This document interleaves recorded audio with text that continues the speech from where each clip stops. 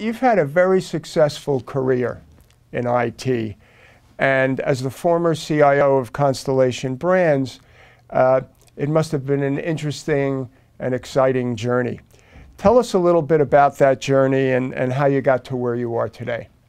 Yeah, you know, Phil, I have indeed had a very fortunate career, lots of opportunities. I've had the privilege to work for some great companies. I started off at the Hartford Insurance many years ago in Hartford, Connecticut. Then I worked for Diageo for 15 years, one of the world's largest premium beverage alcohol companies. And then, as you said, I just recently finished my stint at Constellation Brands, also a beverage alcohol company. In fact, one of the top 3 fastest growing companies on the New York Stock Exchange over the last several years. So it's been a great opportunity. I've seen lots of amazing things.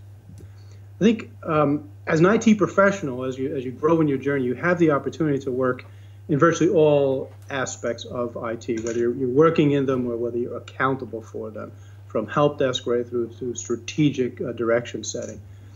And I've been very fortunate to experience not just the great companies, but great leaders along the way. And as I grew in my career, I made a habit out of paying attention to the great, very best leaders and emulating what I saw as the good traits and qualities that they possess. And I'll share in a few moments what I've sort of assessed and digested to the top 10 attributes that I like to bring to the table as a technology leader. But first, I think it's important to recognize that IT professionals, we have the very enviable position of being responsible for providing organizations with technology in virtually every part of the business, right? This is true whether you're making sure that the technology is running day to day, or whether you're doing the biggest and neatest and coolest new technology, and they need you as an IT leader to lead them through that. So when you think about that, people often, in fact, I'd say most frequently, come to IT with a very specific request.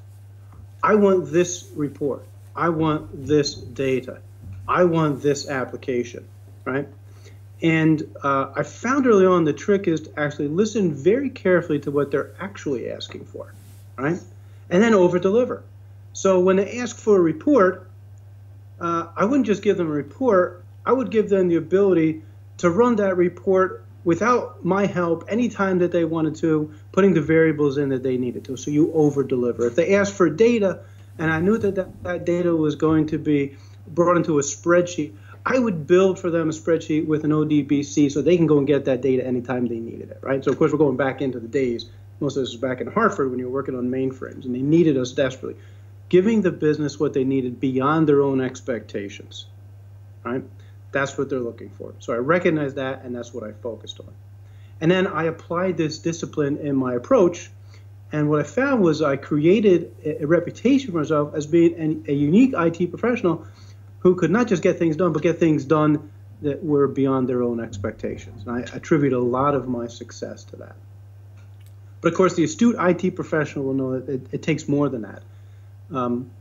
To manage your career is more than just delivering. You need to actually be a strong influencer, a strong change manager, a strong boss, a strong employee, right?